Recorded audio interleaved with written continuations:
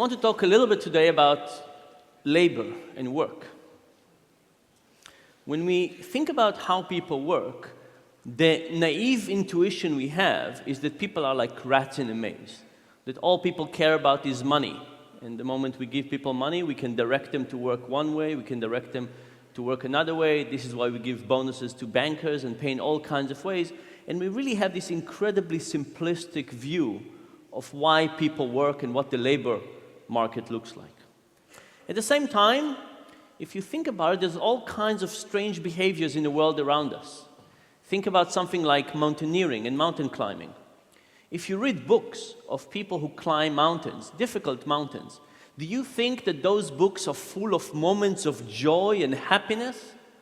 No, they're full of misery. In fact, it's all about frostbites and difficulty to walk and difficulty of breathing, cold, challenging circumstances. And if people were just trying to be happy, the moment they would get to the top, they would say, "This was a terrible mistake, I'll never do it again." Instead, let me sit on a beach somewhere drinking mojitos. But instead, people go down, and after they recover, they go up again. And if you think about mountain climbing as an example, it suggests all kinds of things. It suggests that we care about reaching the end, a peak. It suggests that we care about the fight, about the challenge. It suggests that there's all kinds of other things that motivate us to work or behave in all kinds of ways. And for me personally, I started thinking about this after a student came to visit me. This was a student that was one of my students a few years earlier, and he came one day back to campus, and he told me the following story. He said that for more than 2 weeks, he was working on a PowerPoint presentation. He was working in a big bank, and this was in preparation for a merger and acquisition. And he was working very hard on this presentation. Graphs, tables, information. He stayed late at night every day. And the day before it was due, he sent his PowerPoint presentation to his boss, and his boss wrote him back and said, "Nice presentation, but the merger is canceled." And the guy was deeply depressed. Now, at the moment when he was working, he was actually quite happy. Every night he was enjoying his work, he was staying late, he was perfecting this PowerPoint presentation. But knowing that nobody would ever watch that made him quite depressed. So I started thinking about how do we experiment with this idea of the fruits of our labor. And to start with, we created a little experiment in which we gave people Legos, and we asked them to build Legos. And for some people, we gave them one Lego. We skip the slide. We gave them a Lego and we said, "Hey, would you like to build this Bionicle for $3? We'll pay you $3 for it." And people said yes, and they built this Lego. And when they finished, we took it, we put it under the table, and we said, "Would you like to build another one? This time for $270. If they said yes, we gave them another one, and when they finished, we asked them, "Do you want to build another one for $240, $210, and so on, until at some point people said, "No more. It's not worth it for me." This was what we called the meaningful condition. People build one Bionicle after another. After they finished every one of them, we put them under the table, and we told them that at the end of the experiment, we will take all these Bionicles, we will unassemble them, we will put them back in the boxes, and we will use it for the next participant. There was another condition. This other condition was inspired by David, my student. And this other condition we called the Sisyphic Condition. And if you remember the story about Sisyphus, Sisyphus was punished by the gods to push the same rock up a hill. And when he almost got to the end, the rock will roll over and he would have to start again. And you can think about this as the essence of doing futile work. You can imagine that if he pushed the rock on different hills, at least he would have some sense of progress. Also, if you look at prison movies, sometimes the way that the guards torture the prisoners is to get them to dig a hole, and when the prisoners finish, they ask them to fill the hole back up and then dig again. There's something about this cyclical version of doing something over and over and over that seems to be particularly demotivating. So in the second condition of this experiment, that's exactly what we did. We asked people, would you like to build one bionicle for $3? And if they said yes, they built it. And then we asked them, do you want to build another one for $270? And if they said yes, we gave them a new one. And as they were building it, we took apart the one that they just finished. And when they finished that, we said, would you like to build another one? This time for 30 cents less. And if they said yes, we gave them the one that they built and we broke. So this was an endless cycle of them building and we destroying in front of their eyes. Now, what happens when you compare these two conditions? The first thing that happened was that people built many more bionicles. They built 11 versus 7 in the meaningful condition versus the Sisyphus condition. And by the way, we should point out that this was not big meaning. People were not curing cancer or building bridges. People were building bionicles for a few cents. And not only that, everybody knew that the bionicles would be destroyed quite soon, right? So there was not a real opportunity for big meaning, but even the small meaning made a difference. Now, we had another version of this experiment.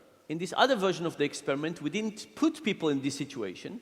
We just described to them the situation, much I'm describing to you now, and we asked them to predict what the results would be. What happened? People predicted the right direction, but not the right magnitude. People who were just given the description of the experiment said that in the meaningful condition, people would probably build one more bionicle. So people understand that meaning is important, they just don't understand the magnitude of the importance, the extent to which it's important. There was one other piece of data we looked at. If you think about it, there are some people who love Legos and some people who don't. And you would speculate that the people who love Lego will build more Legos even for less money, because after all, they get more internal joy from it. And the people who love Legos less will build less Legos because the enjoyment that they derive from it is lower. And that's actually what we found in a meaningful condition. There was a very nice correlation between love of Lego and the amount of Legos people build. What happened in the Sisyphic condition? In that condition, the correlation was zero. There was no relationship between the love of Lego and how much people built, which suggests to me that with this manipulation of breaking things in front of people's eyes, we basically crushed any joy that they could get out of this activity. We basically eliminated that. Soon after I finished running this experiment, I went to talk to a big software company in Seattle. Can't tell you who they were, but they were a big company in Seattle. And this was a group within this software company that was put in a different building, and they asked them to innovate and create the next big product for this company. And a week before I showed up, the CEO of this big software company went to that group, 200 engineers, and canceled the project. And I stood there in front of 200 of the most depressed people I've ever talked to. And I described to them some of these Lego experiments, and they said they have felt like they have just been through this experiment. And I asked them, I said, how many of you now show to work later than you used to? And everybody raised their hand. I said, how many of you now go home earlier than you used to? And everybody raised their hand.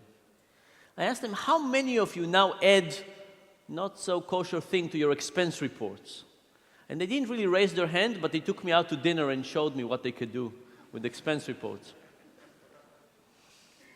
And then I asked them, I said, what could the CEO have done to make you not as depressed? And they came up with all kinds of ideas. They said the CEO could have asked them to present to the whole company about their journey over the last 2 years and why they decided to do. He could have asked them to think about which aspect of their technology could fit with other parts of the organization. He could have asked them to build some prototype, some next generation prototype, and see how they would work. But the thing is that any one of those would require some effort and motivation. And I think the CEO basically did not understand the importance of meaning. If the CEO, just like our participants, thought that the essence of meaning is unimportant, then he would care. And he would tell, well, the moment I directed you in this way, and now I'm starting directing you in this way, everything would be okay. But if you understood how important meaning is, then you would figure out that it's actually important to spend some time, energy, and effort in getting people to care more about what they're doing. The next experiment was slightly different. We took a sheet of paper with random letters, and we asked people to find pairs of letters that were identical next to each other. That was the task. And people did the first sheet, and then we asked them if they want to do the next sheet for a little bit less money, and the next sheet for a little bit less money, and so on and so forth. And we had 3 conditions. In the first condition, people wrote their name on the sheet, found all the pairs of letters, gave it to the experimenter. The experimenter would look at it, scan it from top to bottom, say, uh-huh, and put it on the pile next to them. In the second condition, people did not write their name on it. The experiment looked at it, took the sheet of paper, did not look at it, did not scan it, and simply put it on a pile of pages, right? So you take a piece, you just put it on the side. In the third condition, the experimenter got the sheet of paper and directly put it into a shredder. What happened in those 3 conditions? In this plot, I'm showing you at what pay rates people stopped. So low numbers means that people worked harder. They worked for much longer. In the acknowledged condition, people worked all the way down to 15 cents. At 15 cents per page, they basically stopped this effort. In the shredder condition, it was twice as much, 30 cents per sheet. And this is basically the results we had before. You shred people's effort, output, you get them not to be as happy with what they're doing. But I should point, by the way, that in the shredder condition, people could have cheated. They could have done not so good work because they realized that people were just shredding it. So maybe the first sheet you would do a good work, but then you see nobody is really testing it, so you would do more and more and more. So in fact, in the shredder condition, people could have submitted more work and get more money and put less effort into it. But what about the ignored condition? Would the ignored condition be more like the acknowledged or more like the shredder or somewhere in the middle? It turns out it was almost like the shredder. Now, there's good news and bad news here. The bad news is that ignoring the performance of people is almost as bad as shredding their effort in front of their eyes. Ignoring gets you a whole way out there.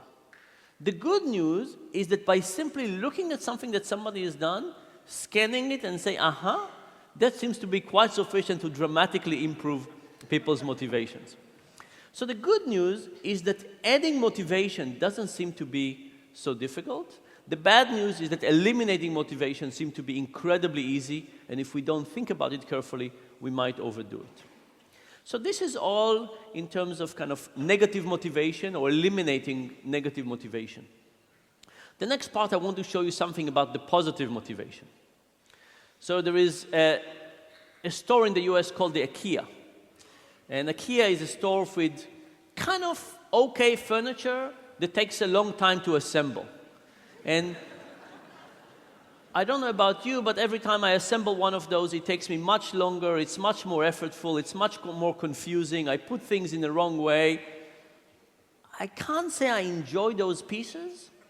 I can't say I enjoy the process, but when I finish it, I seem to like those IKEA pieces of furniture more than I like other ones. And there's an old story about cake mixers. So when they started cake mixers in the 40s, they would take this powder and they would put it in a box, and they would ask housewives to basically pour it in, stir some water in it, mix it, put it in the oven, and voila, you had cake. But it turns out they were very unpopular. People did not want them. And they thought about all kinds of reasons for that. Maybe the taste was not good. No, the taste was great. What they figured out was that there was not enough effort involved. It was so easy that nobody could serve cake to their guest and say, here is my cake. No, it was somebody else's cake. It's as if you bought it in the store. It didn't really feel like your own. So what did they do? They took the eggs and the milk out of the powder. Now, you had to break the eggs and add them. You had to measure the milk and add it. Mixing it. Now it was your cake. Now everything was fine.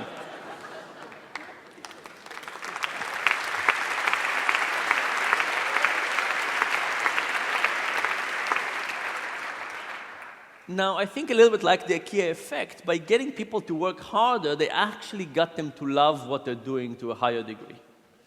So how do we look at this question experimentally? We asked people to build some origami. We gave them instructions to how to create origami, and we gave them a sheet of paper. And these were all novices, and they built something that was really quite ugly. Nothing like a frog or a crane.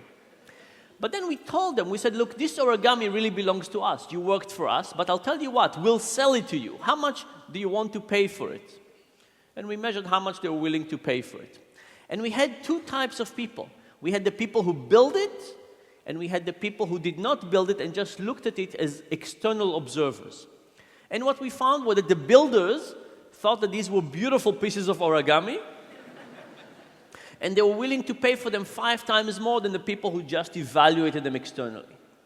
Now, you could say, if you were a builder, do you think that, oh, I love this origami, but I know that nobody else would love it? Or do you think, I love this origami, and everybody else would love it as well? Which one of those two is correct? Turns out the builders not only loved the origami more, they thought that everybody will see the world in their view. They thought everybody else would love it more as well. In the next version, we tried to do the IKEA effect. We tried to make it more difficult. So for some people, we gave the same task. For some people, we made it harder by hiding the instructions. At the top of the sheet, we had little diagrams of how do you fold origami. For some people, we just eliminated that. So now this was tougher. What happened? Well, in an objective way, the origami now was uglier. It was more difficult. Now, when we looked at the easy origami, we saw the same thing. Builder loved it more, evaluators loved it less. When you looked at the hard instructions, the effect was larger. Why? Because now the builders loved it even more. They put all this extra effort into it, and evaluators, they loved it even less, because in reality it was even uglier than the first version. Of course, this tells you about something about how we evaluate things. Now think about kids. Imagine I asked you, how much would you sell your kids for? Right? Your memories and association and so on. Most people would say for a lot of money. On good days. But imagine this was slightly different. Imagine you did not have your kids, and one day you went to the park and you met some kids, and they were just like your kids, and you played with them for a few hours. And when you were about to leave, the parents said, hey, babe, by the way, just before you leave, if you're interested, they're for sale. How much would you pay for them now? Most people say not that much. No? And this is because our kids are so valuable, not just because of who they are, but because of us, because they're so connected to us, and because of the time and connection. And by the way, if you think that IKEA instructions are not good, think about the instructions that come with kids. Those are really tough. By the way, these are my kids, which of course are wonderful and so on, which comes to tell you one more thing, which is much like our builders, when they look at the creature of their creation, we don't see that other people don't see things our way. Let me say one last comment. If you think about Adam Smith versus Karl Marx, Adam Smith had a very important notion of efficiency. He gave an example of a pin factory. He said pins have 12 different steps. And if one person does all 12 steps, production is very low. But if you get one person to do step 1 and one person to do step 2 and step 3 and so on, production can increase tremendously. And indeed, this is a great example and the reason for the Industrial Revolution and the efficiency. Karl Marx, on the other hand, said that the alienation of labor is incredibly important and how people think about the connection to what they're doing. And if you make all 12 steps, you care about the pin. But if you make one step every time, maybe you don't care as much. And I think that in the Industrial Revolution, Adam Smith was more correct than Karl Marx. But the reality that we've switched, and now we're in the knowledge economy. And you can ask yourself, what happens in the knowledge economy? Is efficiency still more important than meaning? I think the answer is no. I think that as we move to situations in which people have to decide on their own about how much effort, attention, caring, how connected they feel to it, are they thinking about labor on their way to work and in the shower and so on, all of a sudden, Marx has more things to say to us. So when we think about labor, we usually think about motivation and payment as the same thing. But the reality is that we should probably add all kinds of things to it. Meaning, creation, challenges, ownership. identity, pride, etc. And the good news is that if we added all of those components and thought about them, how do we create our own meaning, pride, motivation, and how do we do it in our workplace and for the employees, I think we could get people to both be more productive and happier. And thank you very much.